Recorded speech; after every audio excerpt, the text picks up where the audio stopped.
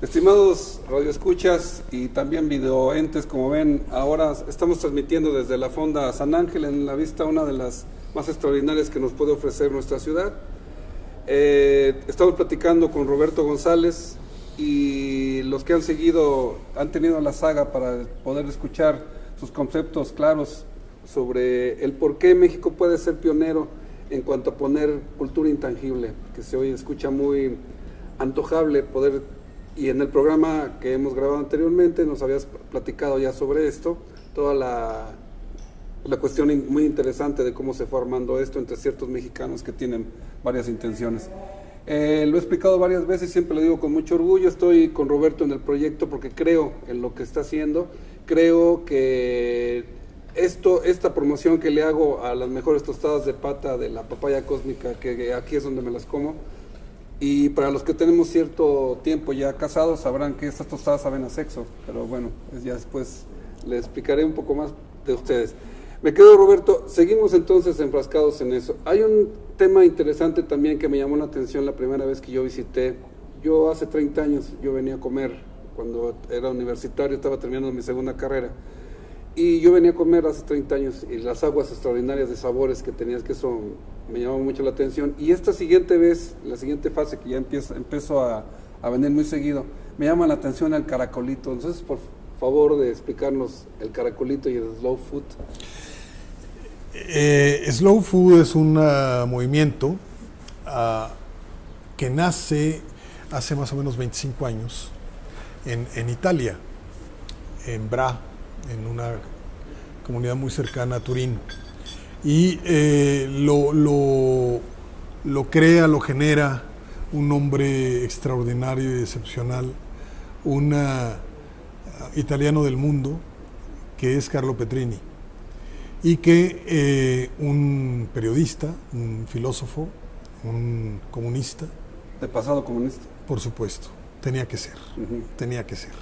O sea, un movimiento como este nada más podía generarlo una gente profundamente comprometido con la sociedad, comprometido con la humanidad, comprometido con la dignidad, y ese es Carlo Petrini. Entonces, a través del tiempo, el movimiento Slow Food, que es un movimiento comprometido con la tierra, comprometido con la naturaleza, comprometido con las personas, comprometido con la salud, con la alimentación y comprometido con el placer, ¿no? Y entonces, ¿por qué no el disfrutar de la vida? ¿Por qué no cocinar lento? ¿Por qué no comer lento? ¿Por qué no convivir lento? ¿Por qué no comunicarnos reflexionadamente, pausadamente, sabroso, ¿no? Es decir, ¿por qué no las conductas y comportamientos sociales y las dinámicas de la vida, por qué no disfrutarlas, por qué no degustarlas? ¿Y por qué no implicar el respeto a una naturaleza, a un equilibrio, a un medio ambiente, a una ecología, a la dignidad de las personas, a su pertenencia a la tierra que es suya, donde nacieron, al cuidado de ella, a lo que nos da la tierra, a recuperar los sabores de la infancia, a lo que produce, ¿no? Y el cómo los seres humanos otra vez tenemos a nuestro alcance el lograr las cosas si nos lo proponemos, si luchamos y si creamos comunidades dispersas por el mundo compartiendo principios y valores y visiones de la vida. Entonces es un movimiento que ahora, 25 años después, tiene más de 100,000 socios en todo el mundo. Es decir, 100,000 establecimientos. No, 100,000 personas. 100,000 personas. Además de las personas físicas, las personas morales. Es decir, instituciones académicas, empresas vinculadas y preocupadas y comprometidas, socialmente responsables, se les llama ahora, ¿no? Y entonces, pero fundamentalmente personas, ¿no? Y entonces seres humanos de todo el mundo, ciudadanos del mundo, que comparten mucho esto que hablábamos en algún momento de cómo tenemos que romper estereotipos de fronteras, de nacionalidades, de religiones, de sexo, de ideologías, de de cuántas cosas que nos han hecho pensar que son importantes y que a final de cuentas no lo son, y que lo que importa es la gente, lo que importa es el ser humano, ¿no? De donde sea y del color que sea y la lengua que hable, y como baile, y como cante y como diga la poesía, ¿no? Entonces, nace en Italia, ha llegado a todos los rincones del planeta, en unos países más que en otros, ¿no? Después de Italia es en Estados Unidos, donde hay el mayor número de miembros del movimiento Slow Food, y básicamente con 3 principios que se han ido redefiniendo, reconceptualizando y fortaleciendo a través del tiempo. El de 3 valores, de que la vida, la alimentación y las relaciones sociales deben ser buenas, limpias y justas, ¿no?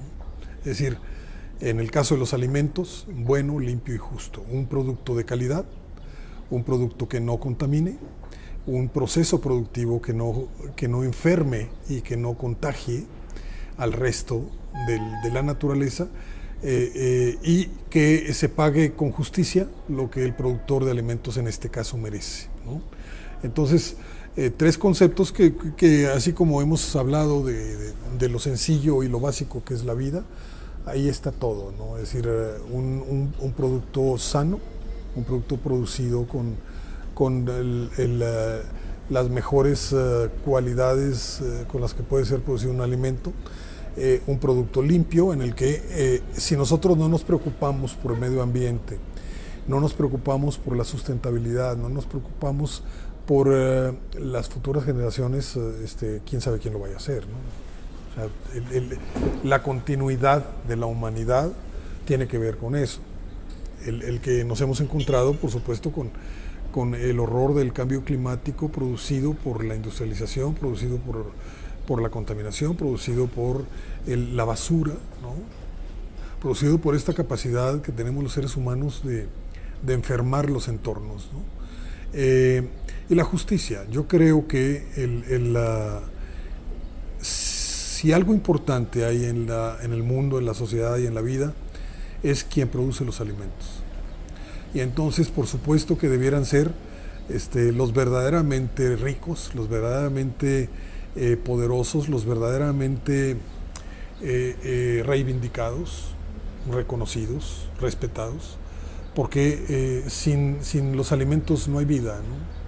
Y la gente que tiene este encuentro y esta relación con la tierra, la gente que se preocupa por producir un alimento que a su vez va a compartir con el mundo, yo creo que si hay algo de honor, de decencia, de justicia, de solidaridad, de generosidad, es en esa gente. Hay una cosa que me llama mucho la atención en mis clases aquí en la universidad, en la Facultad de Ingeniería, el que les platico a los alumnos. El ser humano en general perdió lo que teníamos antes en la Edad Media, que a veces vilipendiada, poco estudiada, poco recomendable su estudio. Pero hay una cosa que me llama mucho la atención con respecto a cómo se inició la universidad, porque había una materia que se daba en general, se dio dentro de la iglesia, dentro de los conventos, monasterios, y había una materia que era retórica.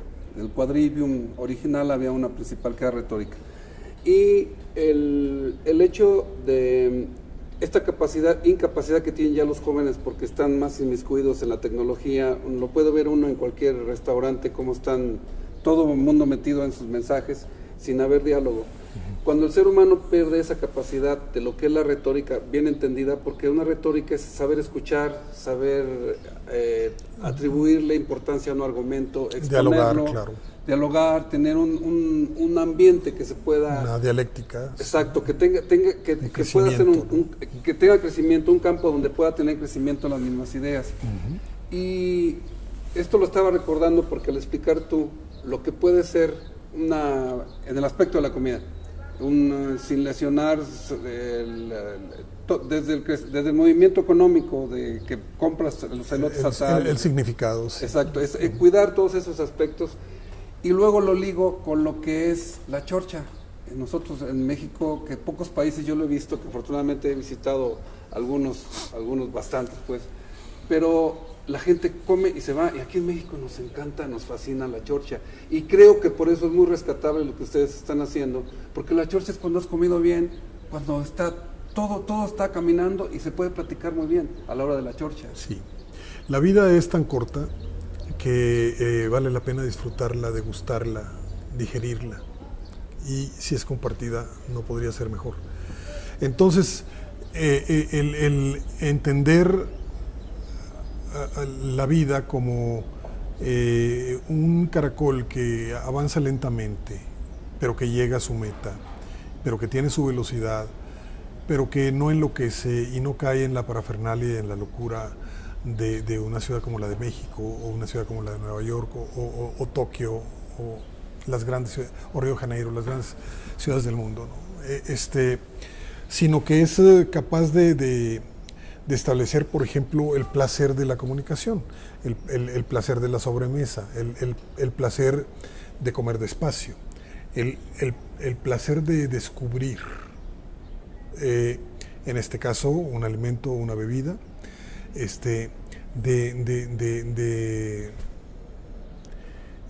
de comerlo con sabiduría, de comerlo con lentitud, de comerlo con un espíritu gozoso, con un sentido profundo del placer, ¿no? En el que frente a toda esta corriente del fast food y de la locura urbana y de la prisa y de la presión y del estrés y de los 5 minutos, ¿no? ¿Por qué no esto que tú comentas, ¿no? El que finalmente convertir la mesa en una mesa de intercambio de ideas, de visiones del mundo y de la vida y de sueños y de fantasías, ¿no? Y de ocurrencias y de juego, ¿no? ¿Por qué no convertirlo en todo eso? Y está esperando que nos decidamos, ¿no? Yo siento, por ejemplo, que las reuniones que tenemos, ¿no?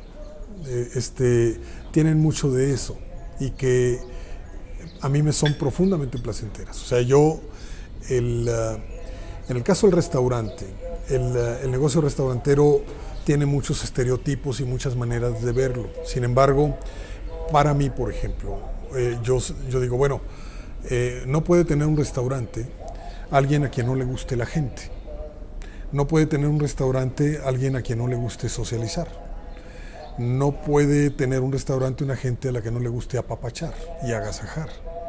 Y no puede tener un restaurante una gente que no sepa consentir y compartir el placer y ofrecerlo en su espacio, ¿no? Si no se da todo eso, yo no le veo el sentido de poner un restaurante. Y la gente dice, es que también puede ser un negocio. Digo, bueno, si además en consecuencia es negocio, qué maravilla, ¿no? Pero me parecen como principios básicos que llevados a la mesa, llevados a la casa, llevados a la convivencia cotidiana, desde el tomarte una taza de café, por supuesto, ¿no? O tomar un vaso de agua, o sentarte en un arroyo a platicar con alguien, ¿no? En una plaza, en esta plaza maravillosa. Entonces, lo importante a final de cuentas es qué hay detrás del hecho de la comida, ¿no?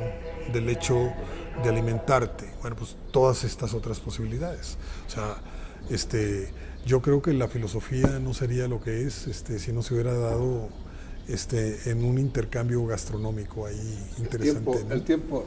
Estimados radioescuchas y videoentes ahora, toda esta información está en nuestro canal de YouTube para que recuerden todos esos conceptos tan buenos que tiene Roberto acerca de lo que es restaurar a las personas. Atrévase a venir, estamos en una terraza de las más bellas y a disfrutar este maravilloso café. Acabamos de hablar del slow food. Síganos en nuestra programación y la pueden ver en nuestro canal, todos estos programas que estamos haciendo con Roberto. Gracias, Roberto. Encantado. Para variar es tu casa, cabrón.